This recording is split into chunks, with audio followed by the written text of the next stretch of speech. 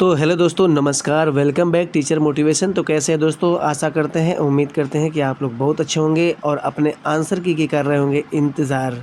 दोस्तों, कुछ ऐसे भी प्रश्न जो पूछे गए हैं जो विवादित तो होना ही है आगे चल कर, क्योंकि जब आंसर की आएगी तो उसी का इंतज़ार है। क्योंकि कई ऐसे क्वेश्चन हैं प्राइमरी लेवल पर जो कि वहाँ पर विवादित क्वेश्चन बनेंगे और उसका प्रूफ भी है। फ़िलहाल कौन कौन से विवादित क्वेश्चन जिस पे नंबर आपको मिलने की उम्मीद है, उन्हीं क्वेश्चन पर हम बात करेंगे। ठीक है, तो देखिए दोस्तों, हमारे चैनल में पहली बार चैनल को सब्सक्राइब करिएगा, बेल आइकन को ऑन कर लीजिएगा, जिससे चैनल का नोटिफिकेशन जो भी होगा आपको आपके पास पहुंच जाएगा। ठीक है, चलिए दोस्तों, करते हैं वीडियो को स्टार्ट। ठीक है, देखिए एक क्वेश्चन जो पूछा गया सीडीपी में, वो तो पूरा दो ऑप्शन का तो पता ही नहीं चला, दो तो विभाजित था। क्या है देखिए हेंज की दुविधा को पेश करने के जाने पर अरुणिका तर्क देती है, कानून पर परिस्थिति स्थिति में दवा लेना वास्तव में सही नहीं है, लेकिन उचित भी है। लेकिन क्या है? उचित भी है। तो देखो, ये शब्द जो उचित डाल दिया, इसके हिसाब से यही समझ में आ रहा है कि ये आपका जो सबसे तीसरा चरण है, उत्तर परंपरागत अवस्था, उसमें दो अवस्थाएं हैं, दोनों अवस्थाओं का होना चाहिए। ठीक है, लेकिन इसमें जो है कि एग्जामिनर फंसा के क्या रख दिया कि ये दोनों ऑप्शन ही सही, ये तो दोनों गलत हो जाएंगे। लेकिन यहाँ पर सामाजिक सरोकार और विवेक होगा कि नैतिकता का विरोधाभास होगा। दोनों विकल्प एक ही तरह दिख रहा है। ठीक है, दोनों विकल्प एक ही तरह दिख रहा है, तो इसका एक असमंजस लग रहा है कि इनमें दोनों में जो भी लगाए होंगे उनका सही हो जाएगा, क्योंकि उसका प्रूफ हम लोग के पास इकट्ठा हो चुका है। ठीक है, ये दोनों प्रूफ इकट्ठा हो चुका है। ठीक, चलो सीडीपी के और भी क्वेश्चन विवादित हैं, उसको देखते हैं। ये क्वेश्चन पूरा विवादित जाएगा क्योंकि इसका प्रूफ हम लोग के पास मिल चुका है, हम लोग रखे भी हैं। देखिए, यहाँ दिया गया कि विभिन्न जेंडर के व्यवहार के बारे में पूर्वकल्पित सामान्यीकरण क्या कहलाते हैं। तो देखो, तो जो जेंडर के जो व्यवहार होते हैं उसके बारे में, इसको जेंडर रूढ़िवादिता भी बोलते हैं, जेंडर भेदभाव भी बोलते हैं। इसका नाम एक ही है ना। तो ये दोनों जो नाम है, दोनों नाम एक ही है, और ये एनसीईआरटी बुक में मैं आपको दिखा दूंगा। फिलहाल आंसर की आने दीजिए, क्योंकि क्या मानता है आयोग ये देखना है ना, सीबीएसई क्या मानता है ये देखना है। तो यहाँ पर दोनों जो होंगे वो सही होंगे। तो इसमें अगर 3 लगाए हैं तब भी सही है, 4 लगाए हैं आप तब भी सही है, बाकी यहाँ पर नंबर आपको नहीं मिलेगा। ठीक, तो क्वेश्चन बी का 20 का जो होगा वो आपका 3 और 4 दोनों हो जाएगा। ठीक है, यहाँ पर मनोविज्ञान के 2 क्वेश्चन, और भी क्वेश्चन कई थे, तो उनका प्रूफ जैसे मिल जाएगा तो मैं उसको भी डाल दूंगा। फिलहाल 2 क्वेश्चन डायरेक्ट मैं देखा हूँ, इसकी वीडियोस बना के आपको भेज रहा हूँ। बाकी आपको लगता है कि कोई ऐसे क्वेश्चन है तो उसको क्वेश्चन नंबर डाल के सेट में डाल के क्वेश्चन नंबर दे दीजिएगा, मैं खोज लूँगा। ठीक है, चलो आगे देखिए, एक क्वेश्चन और है, ये तो निश्चित तौर पर पूरा विवादित है, पर्यावरण का क्वेश्चन है। ये पर्यावरण का क्वेश्चन है। देखिए, हाथियों से जो नहीं पूछा गया उसी के बारे में।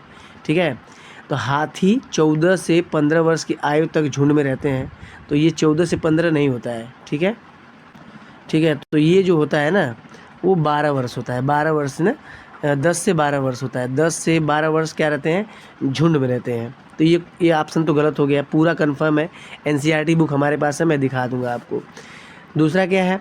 15 वर्ष से अधिक आयु के हाथी झुंड छोड़ देते हैं और अकेले ही रहते हैं। ये भी आपका गलत है। ये भी क्या है? आपका गलत है। ठीक है, ये आपका 15 वर्ष नहीं होगा। हथनियाँ झुंड में रहते हैं, यही एक विकल्प बस सही है, बस ये तीसरा विकल्प सही है। और एक झुंड में 20 से 25 हथनियाँ रहते हैं, नहीं, एक झुंड में जो रहते हैं वो रहते हैं लगभग 10 से 15 तक रहते हैं। ठीक है, तो ये 25 क्यों डाल दिए हो भाई? ये भी आपका गलत हो जाएगा। ठीक है, तो देखो, गलत तो कई पूछे गए हैं, सबसे ज़्यादा गलत तो मतलब ये सबसे ज़्यादा गलत जो है यही है, लेकिन ये भी गलत है, ये भी गलत है और ये भी गलत है। ठीक, ये कहीं ऑप्शन सही है, तो 3 गलत क्यों दिए हैं? यहाँ पे सही होना चाहिए था ना, चुनिए सही क्वेश्चन, तो विकल्प सही चुना गया तो ये हो रहा होता, लेकिन क्वेश्चन ही गलत पूछा गया। इसमें पूरा कॉमन है सबको, यहाँ पर सबको कॉमन नंबर मिलेगा। ठीक है, यहाँ पर सबको मिलेगा कॉमन नंबर। ठीक, ये ईवीएस का था। ठीक है, चलो और एक क्वेश्चन देखते हैं आपको। ईवीएस में एक जो विवादित क्वेश्चन बनेगा, ये मनोविज्ञान से हमने इसको साक्ष्य को जुटा लिया है। ठीक है, देखो, ईवीएस पढ़ाते समय एक शिक्षक निम्नलिखित विधियों का पालन करता है: सोचो, जोड़ो, साझा करो। ठीक है, सोचो, जोड़ो, साझा करो, और क्या? ट्यूशन जिज्ञासा की रणनीति सहपाठी पुनरीक्षण है। तो देखो ये सभी जो प्रक्रियाएं हैं वो इससे रचनात्मक उपागम के अंदर आती है, ठीक। लेकिन जो इसका विकल्प होना चाहिए वो सहपाठी अधिगम द्वारा भी होना चाहिए। तो इसमें दोनों विकल्प ही आपके क्या है, सही है, ठीक है। दोनों विकल्प आपके सही है। ये कैसे हैं आपको प्रूफ दिया जाएगा, फिलहाल आंसर की का इंतजार करिए। समूह साथी और रचनात्मक दोनों में से दोनों विकल्प आपके सही है। चलो आगे देखते हैं, और भी क्वेश्चन है आपके पास। देखो अब क्वेश्चन क्या है यहाँ पर, हिंदी। देखो हिंदी जो फर्स्ट था उसमें तो गद्यांश के अनुसार जो दिया गया था, हिंदी फर्स्ट जो था वो गद्यांश के अनुसार क्या दिया गया था, तो वहाँ पर मेरे आप लोग अपना भी मिला सकते हो। गद्यांश मेरे पास है, ठीक है, मैं पढ़ देता हूँ। मेरे पास गद्यांश आया है। गद्यांश के अनुसार मनुष्य के जीवन में, ठीक है, मनुष्य के जीवन में, ठीक है, तो मनुष्य के जीवन में क्या होना चाहिए, ठीक है, मतलब कि क्या होना चाहिए, तो यहाँ पर अंकुश या लक्ष्य का महत्व होना चाहिए, ठीक है। तो मेरे पास गद्यांश में पढ़ता हूँ, अपने मन का राजा होना मतलब एक स्वयं का अंकुश रखना, ठीक है। राजा होना मतलब स्वयं का क्या होना, अंकुश रखना। तो ये तो विकल्प सही हो गया। इस हिसाब से महत्व क्या रखता है। लेकिन आगे पढ़ें, उसकी चाल का निर्धारण करना उसका लक्ष्य बनना है, ठीक है। चाल का निर्धारण करना है, उसका लक्ष्य बनाना, लक्ष्य प्राप्त करने के लिए प्रयत्न करना, ठीक है। तो देखो दोनों विकल्प आपका सही है, एकदम कंफर्म। दोनों पैसेज के हिसाब से दोनों विकल्प आपका सही है। विकल्प आप देख लीजिएगा, दोनों लाइन में दोनों लिखा गया है, ठीक। चलो हिंदी का था ये वाला, ठीक। अब हिंदी में देखिए एक क्वेश्चन आपके पास है, मैं आपको दिखा रहा हूँ। कहाँ गया वो वाला, हाँ ठीक है। यहाँ पर पूछा गया है कि एक कक्षा में मातृभाषा को स्थान न देना किस विधि की विशेषता है। तो वैसे तो आप जानते हो कि डायरेक्टर विधि जो प्रत्यक्ष विधि वो तो है, लेकिन प्राथमिक भाषा को आप महत्व तो नहीं देंगे।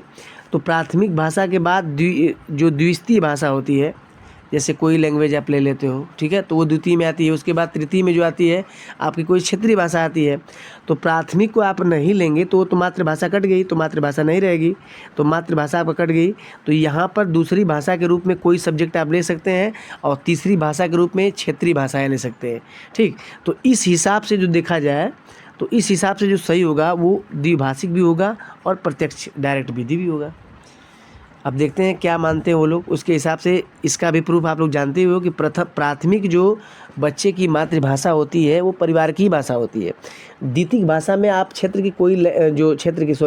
कोई लैंग्वेज ले सकते हो द्वितीय भाषा में, लेकिन तृतीय जो भाषा होती है वो आपके क्षेत्रीय के हिसाब से होती है, ठीक। तो सीधा सीधा आपका ये भी सही होगा, प्रत्यक्ष विधि भी सही होगा, ठीक। चलो आगे देखते हैं।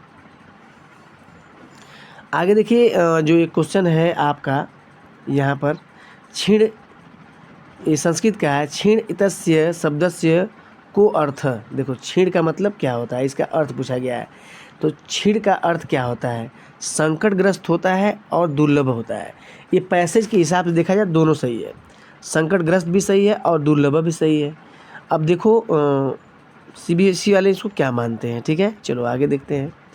आगे देखो एक क्वेश्चन पूछा गया है, संस्कृत में ही पूछा गया है, अध्यापन पूर्ण है, तो इसका पूर्वलोकन भी सही होगा, अनुकूलन भी सही होगा, ठीक है। और ये जो मैं बता रहा हूँ ना, इसका प्रूफ हम लोग के पास है, मैं दिखाऊंगा। फिलहाल आंसर क्या आने दीजिए। आपको कौन कौन विवाद लग रहा है कमेंट करके क्वेश्चन का आंसर दीजिएगा, सेट जरूर लिख दीजिएगा, उस पर काम किया जाएगा, ठीक है। चैनल में पहली बार, चैनल को सब्सक्राइब करिएगा, जस्ट ऐसी वीडियो आपको मिलेगी। धन्यवाद।